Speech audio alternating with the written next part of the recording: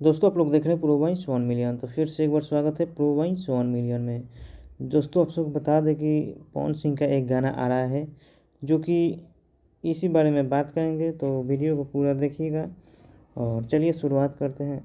तो किसी के कोई जानकारी नहीं मिली है गाना कब आएगा, लेकिन हमको लगता है कि गाना उनके बर्थडे पार्टी के फिर या न्यू ईयर के कल जो गाना शूट हुआ है, कैसा है पवन सिंह का जो कल शूट हुआ है, जो बड़े लेवल का है, बॉलीवुड का एक एक्टर है जिनके साथ हैं पवन सिंह के मैनेजर अमित सिंह जी, एक वीडियो शेयर किए हैं जो कि आप सबको पता ही होगा।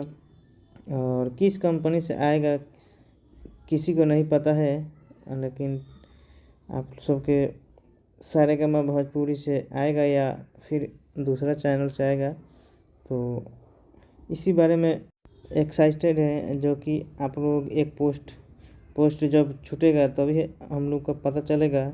तो आप लोग देखिए कब तक आता है पवन सिंह का गाना जो कि कल जो शूट हुआ है।